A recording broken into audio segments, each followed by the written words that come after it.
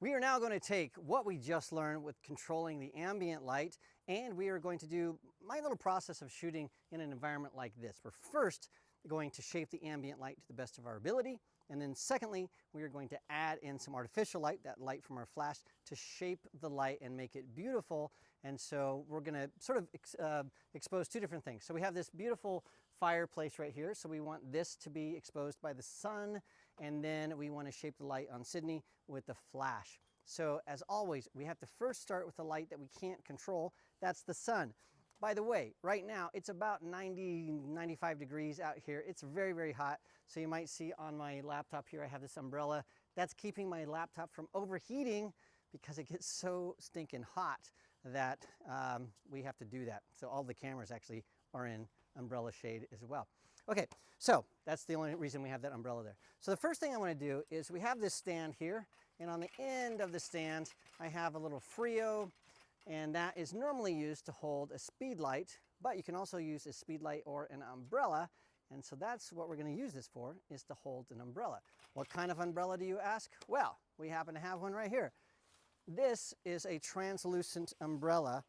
And so what I'm looking for is the largest translucent thing that I have. And so what this will do is this is going to do sort of what our sun swatter did earlier and give us nice shade.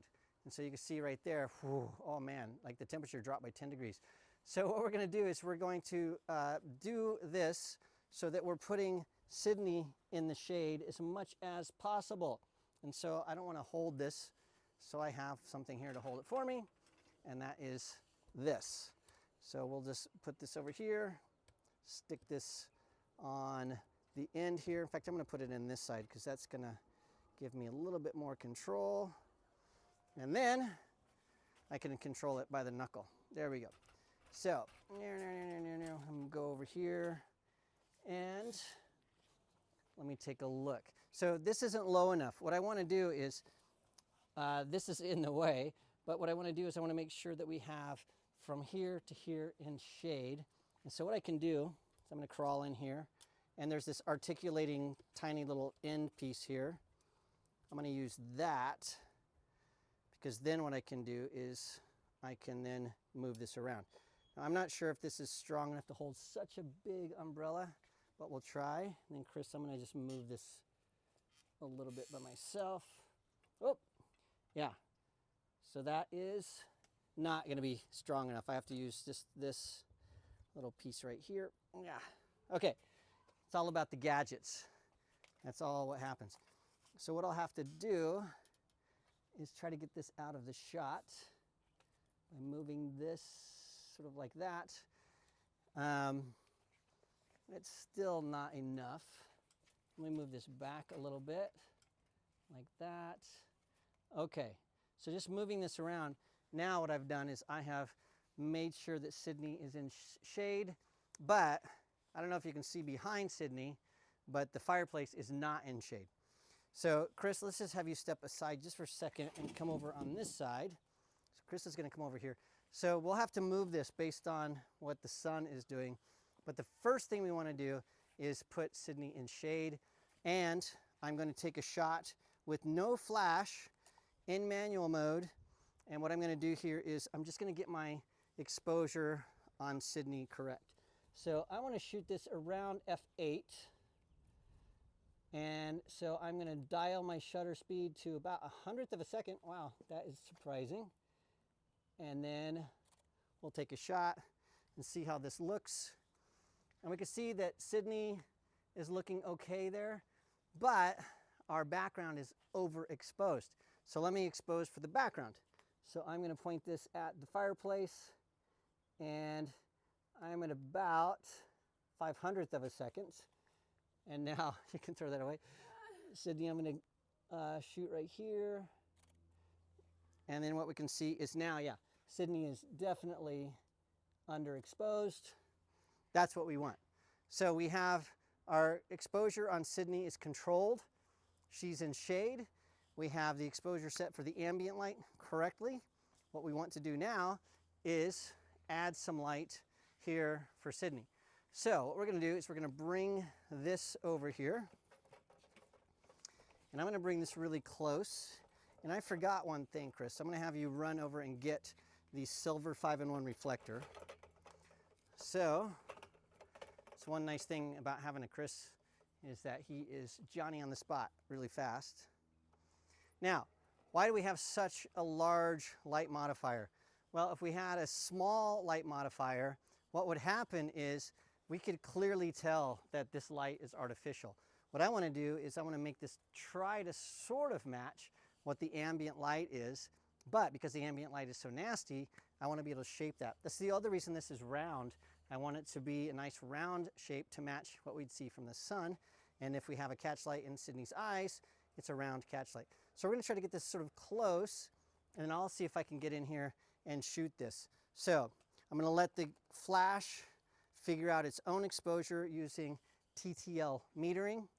So once again, we have set our ISO.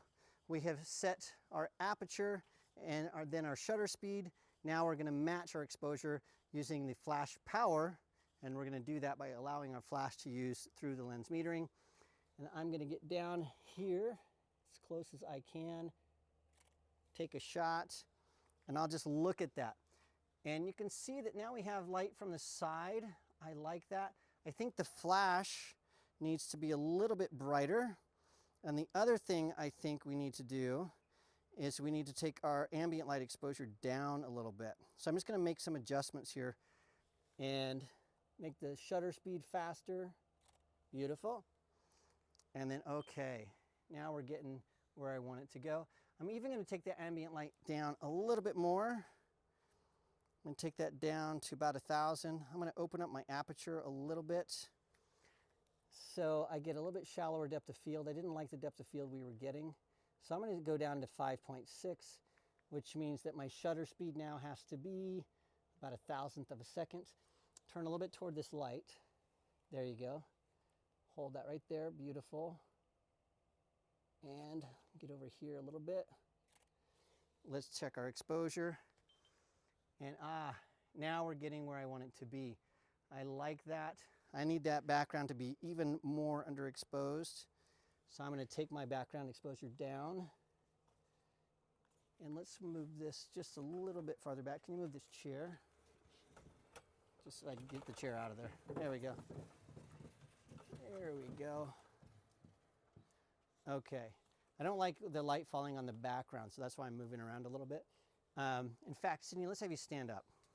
So the problem with this is, if we go back to my computer really fast, let me show you the thing that I don't like, is we have this light right here on the background that's creating this hard line, and I don't like that.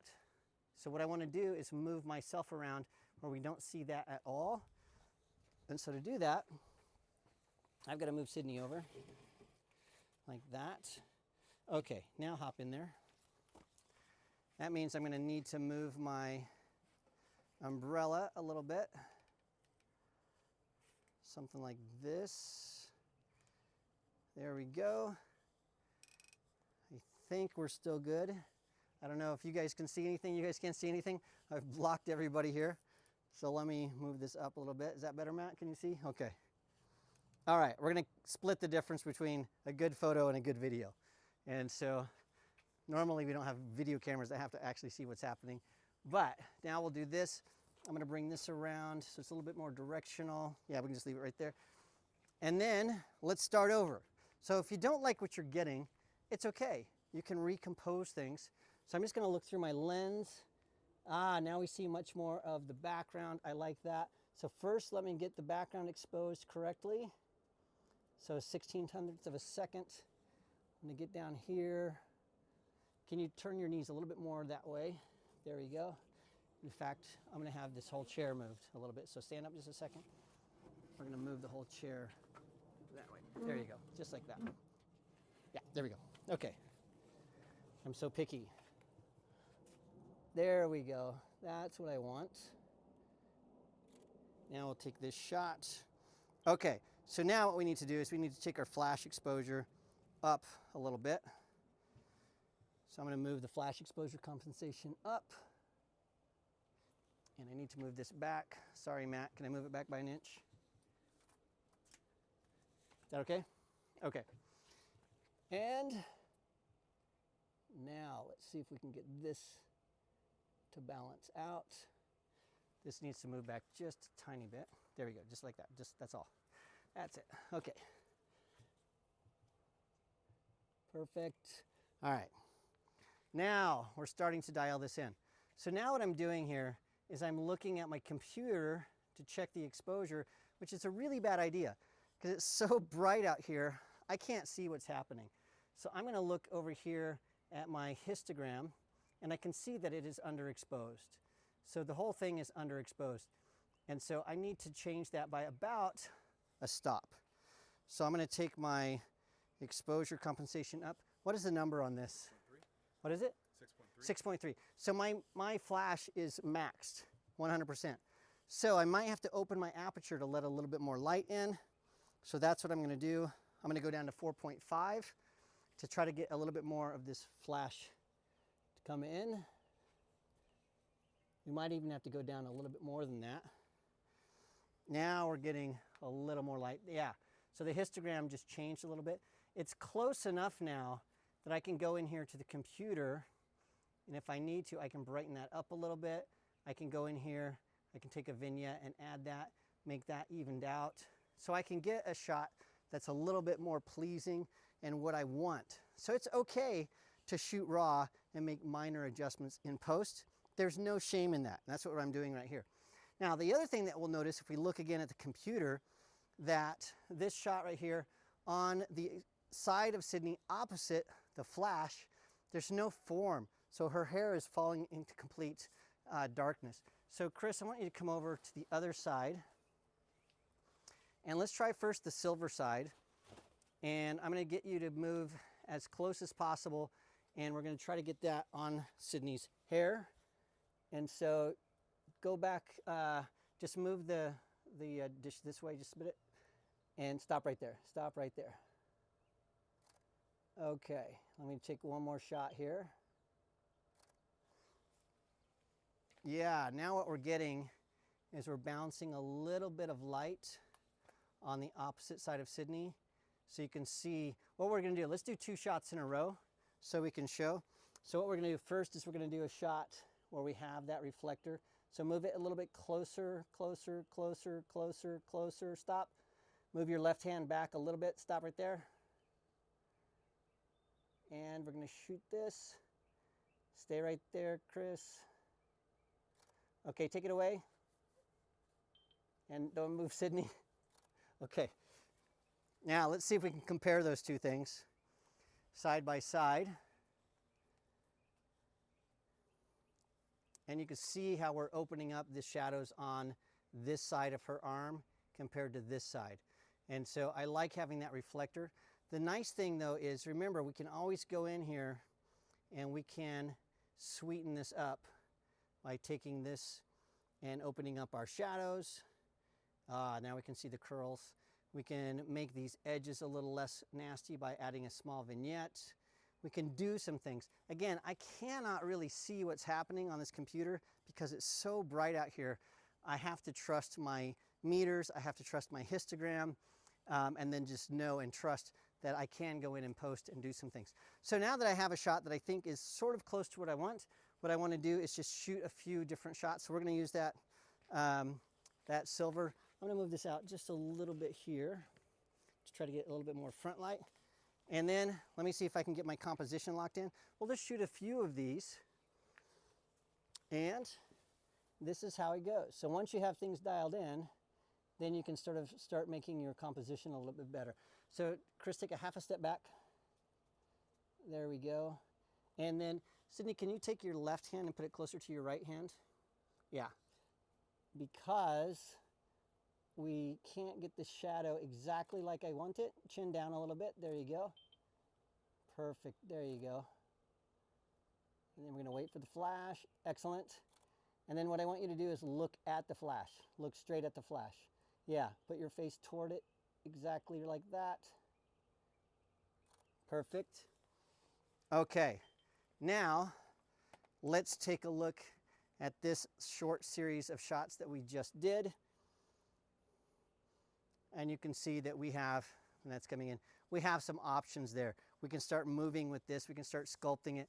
Now, the thing is, if we had no video cameras here and you didn't have to see what we were doing, we would be able to move this, make a much larger shadow. We could widen out that shot so we get her full body, see more of the background. We could do a lot more. But the problem is, as soon as we do that, all you would see is an umbrella. You wouldn't be able to see what we were seeing. And so we have intentionally made this tighter than I would like. But the important thing to understand is we followed some steps. So we used our exposure diamond to figure out first the ambient light, then the exposure from our flash.